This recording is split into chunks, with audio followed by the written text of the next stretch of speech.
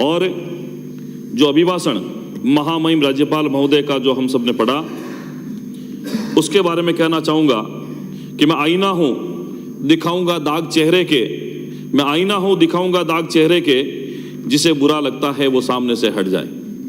और माननीय सभापति महोदय, अभी बहुत लंबी चौड़ी बातें की जा रही थी और मैं कहना चाहूँगा, अगर कोई व्यक्ति नकल भी करता है, प्रकृति कितना साथ देती है उस बात को निवेदन करूँगा कि कोई दाढ़ी बढ़ाकर रविंद्रनाथ टैगोर सा महर्षि बन जाता है, कोई दाढ़ी बढ़ाकर महर्षि रविंद्रनाथ टैगोर जैसा नजर आता है, और दूसरी तरफ कोई दाढ़ी बढ़ा लेता है तो वो तानाशाह सद्दाम हुसैन जैसा नजर आता है। अकल और नकल दोनों में प्रकृति कितना साथ देती है ये हमारे सामने है।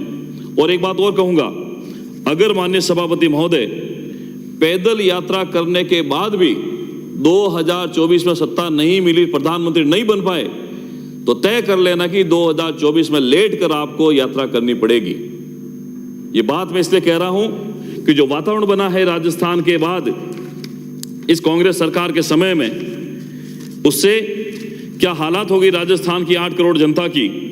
ये चौथा 4 साल का बजट और 5वां बजट इस समय आने वाला है, और मैं कहूंगा इसी सरकार ने मेरे विधानसभा क्षेत्र जेतारण में वर्ष 2019 से लेकर 2023 तक जो जो बजट में घोषणाएं की उनके बारे में निवेदन करूंगा कि मेरे वहां आपने उप तहसील कार्यालय आनंदपुर कालू में नया खोला, लेकिन आज भी वित्तीय स्वीकृति जारी नहीं हुई। एक पुराने पंचायत भवन के अंदर उप तहसील का कार्यालय चल रहा है।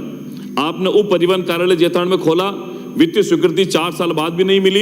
एक किराए की दुकान के अंदर उप परिवहन कार्यालय खुला हुआ है। आपने राजकीय पीजी महाविद्यालय जेतारण के अंदर साइंस फैकल्टी नहीं खोली, लेकिन आज भी वित्तीय स्वीकृति जारी नहीं होने के कारण कम से कम साइंस के जो बच्चे हैं एक कंप्यूटर लैब को खाली कराकर उसके अंदर फिजिक्स, केमिस्ट्री,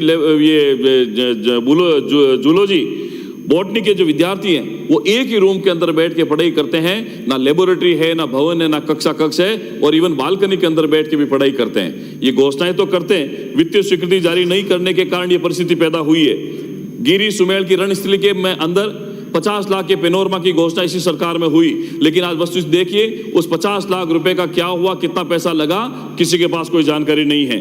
आपने पीएससी से सीएससी में क्रमोन्नत कर दिया, लेकिन आज भी उसी पीएससी के अंदर सीएससी को क्रमोन्नत करने का नाम करके उसको चलाया जा रहा है। आपने बर के अंदर पुलिस चौकी को पुलिस थाना में कन्वर्ट कर दिया, क्रमोन्नत कर दिया। उसी पुलिस थाने के भवन के अंदर जो भारतीय जनता पार्टी के समय में बना, उसी के अंदर पुलिस चौकी पुलिस थाने के रूप में चल रही है। आपने अल्ट्राटेक प्लांट लगने के कारण टुकड़ा में फैक्ट्री प्रबंधों के कारण एक नई पुलिस चौकी खोली, लेकिन उस पुलिस चौकी का अभी तक कोई नामो निशान नहीं। 1 साल बीतने को आया, लेकिन धरातल पर वो टुकड़ा चौकी अभी तक खुली नहीं है। आपने इस 4 साल के अंदर अगर गौरव पथ अगर दिया तो 4 साल के अंदर एक मात्र दिया बलुंदा के अंदर, उसके बाद 4 सालों में आपने एक भी गौरव पथ नहीं दिया है। आपने पिछले बजट में एक सड़क जरूर दी थी जेतारण से निम्बोल तक, वो लगभग उसका काम पूरा हो गया। और एक आपने सीएससी जेतारण में 50 से 100 बेड करने की घोषणा की थी, लेकिन आपने बाद में बताया 75 बेड का करेंगे, लेकिन आज वित्तीय स्वीकृति जारी, अभी भी बहुत अधिक नर्सिंग स्टाफ के पोस्ट खाली हैं, आपके डॉक्टर्स के पद खाली हैं। तो ये घोषणाएं जो करके आप लोगों ने काम किया है, जेतारण की जनता आपको समझ रही है। और माननीय सभापति महोदय, आपके भ्रष्टाचार के कारण जेतारण में एसीबी के अंदर कई विभाग के अंदर अधिकारी कर्मचारी ट्रेप हुए हैं। एक्शन डिस्कॉम का ट्रेप हुआ, ईओ नगर पालिका का ट्रेप हुआ, एएसआई पुलिस चौकी बाबरा का ट्रेप हुआ, तहसील कार्यालय का रीडर ट्रेप हुआ, पुलिस थाना जेतारण का रीडर और कांस्टेबल वो ट्रेप हुआ। ये भ्रष्टाचार अगर कहीं मिला है राजस्थान में तो वो आपकी सरकार के अंदर मिला है। माननीय सभापति महोदय, मैं निवेदन करूंगा कि सरकार जब बजट करे, घोषणा करने में क्या जाता है, मैं चाहूंगा कि जब नया बजट आए उसमें मेरे जेतारण विधानसभा क्षेत्र में जो पूर्व में बहुत प्रतीक्षित है लंबे समय से, रास को उप तहसील घोषित करे, और सेंद्रा उप तहसील जो है लंबे समय से उप तहसील के रूप में उसको तहसील कार्यालय के अंदर क्रमोन्नत करने की कृपा करें। और मैंने बहुत लंबे समय से प्रयास कर रहा हूं कि जेतारण मुख्यालय पर एक स्पोर्ट्स एकेडमी की स्थापना हो, जिसकी लागत लगभग 8 करोड़ रुपए की है। और मैंने माननीय मुख्यमंत्री को, राज्य सरकार को लगातार ये प्रयास किया, ये प्रस्ताव दिया हुआ है। ये जिला खेल अधिकारी से लेकर यहाँ क्रीड़ा परिषद तक मेरा प्रस्ताव दिया हुआ है, उसको भी स्वीकृत करने की कृपा करें। साथ में अभी जो राजस्थान, ये जो जेतारण के अंदर बर के वकील साथियों ने एक हड़ताल करके उनकी मांग है कि एडीजे कोड जो है वो बर के अंदर खोला जाए। मैं उसकी मांग करता हूं। और साथ में SC/ST कोड का जो कोर्ट कैंप है कम से कम महीने में 1 सप्ताह या 10 दिन के लिए जैतारण के अंदर खोला जाए, क्योंकि पाली जिला मुख्यालय पर कोर्ट होने के कारण लगभग 100, 125, 150 किलोमीटर तक परिवादी को, पुलिस कर्मियों को, अधिकारियों को जाना पड़ता है। इसलिए ये कोर्ट कैंप के लिए निवेदन करता हूं जैतारण में।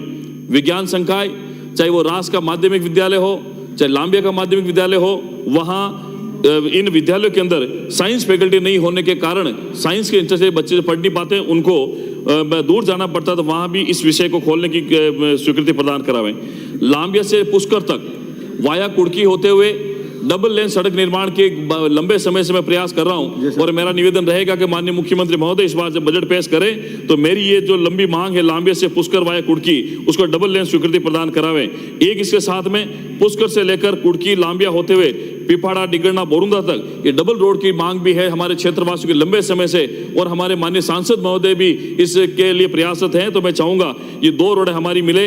इसके साथ में झालकी चौकी से लेकर कोट किराना तक ये लगभग 30 से 35 किलोमीटर है वाया काणूजाक और बगड़ी कलाड़िया होते हुए। इस सड़क की हालत इतनी खराब हो गई है कि वह चलना भी मुश्किल है। इसको भी अपग्रेड करके इसको नई बनाने का प्रयास करें। साथ में माननीय सभापति महोदय, आप जिस चेयर पर विराजे हैं, इसी चेयर पर मेरी विधानसभा क्षेत्र के विधानसभा के उपाध्यक्ष रहे आपकी कांग्रेस पार्टी के स्वर्गीय हीरा सिंह चौहान साहब थे। मैंने बहुत बार निवेदन किया उनके नामकरण से, उनके पैतृक जो गांव है काणूजा, राजकीय सीनियर माध्यमिक विद्यालय जो है उसका नामकरण स्वर्गीय हीरा सिंह चौहान साहब के नाम पर कर रावत समाज को बहुत बड़ा आशीर्वाद ये सरकार अगर प्रदान करे, इससे बड़ा सौभाग्य, इससे बड़ी श्रद्धांजलि स्वर्गीय हीरा सिंह चौहान साहब को नहीं होगी। तो ये घोषणा भी करे कि काणूजा की जो सीनियर स्कूल है उसका नामकरण स्वर्गीय हीरा सिंह चौहान साहब के नाम पर होगा। और माननीय सभापति महोदय, मेरी विधानसभा क्षेत्र का मगरा इलाका है, शायद ही ऐसा कोई परिवार होगा जिसमें सैनिक नहीं होगा, और शायद ही ऐसा कोई परिवार होगा, अधिकतर परिवार में सैनिक शहीद हुए। मैं चाहूंगा कि सैनिक परिवार में जो शहीद हुए उनकी मूर्ति, कृपया समाप्त करें, उनकी मूर्ति लगाने का प्रयास करें ताकि उनको सच्ची श्रद्धांजलि मिल सके। सेंद्रा हुआ, देवरिया हुआ, सेलपुरा, ये जो सब सेंटर, मैं 2 मिनट बात खत्म करूंगा, ये जो सब सेंटर है उनको PSC में क्रमोन्नत कराएं। साथ ही आनंदपुर कालू जो बहुत बड़ा कस्बा है वो PSC से CSC में क्रमोन्नत कराने की कृपा करावें।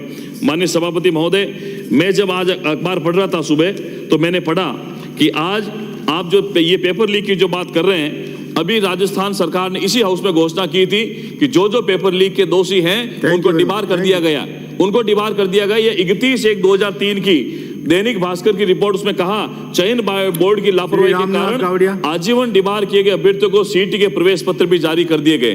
ये ऐसी लापरवाही इस राजस्थान सरकार की, यदि आज का अखबार है, मैं 2 मिनट खत्म कर रहा हूं माननीय सभापति, मैं 2 मिनट में खत्म कर रहा हूं, मैं मुद्दे पे बात ही कर रहा हूं।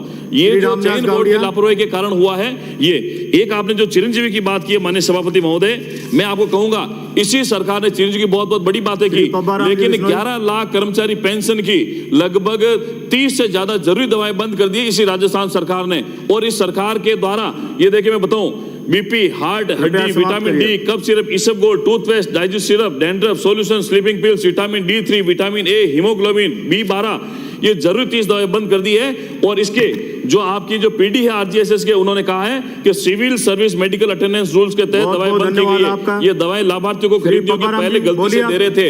इसलिए मेरा निवेदन है सभापति महोदय कि ये जो राजस्थान सरकार ने अभिभाषण पेश किया है ये किसी प्रकार से जनता के हित में नहीं है, और आने वाले समय में घोषणा करें तो कम से कम जो ये घोषणा है वो धरातल पे उतारे। और एक प्रमुख बात, ये डायलिसिस के जो आपने कहा था पिछले CSC पर डायलिसिस शुरू करेंगे, आप बताइए कितने CSC पर डायलिसिस हुआ है? मैंने पावन धाम ट्रस्ट समाज सेवी संस्था से दिया है, और आज दिन तक 2 साल बाद भी पूर्व चिकित्सा मंत्री के हाथों में उद्घाटन करा है, लेकिन आज दिन तक चिकित्सा मंत्री के उद्घाटन करने के बाद भी वो डायलिसिस मशीन शुरू हो नहीं पाई है।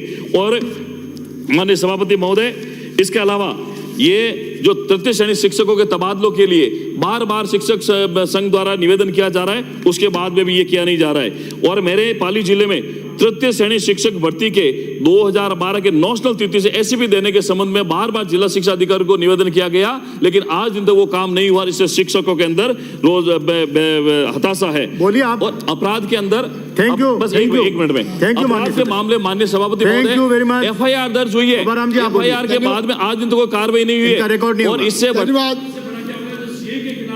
आप बोलिए। धन्यवाद, शुरू करिए आप सभापति महोदय।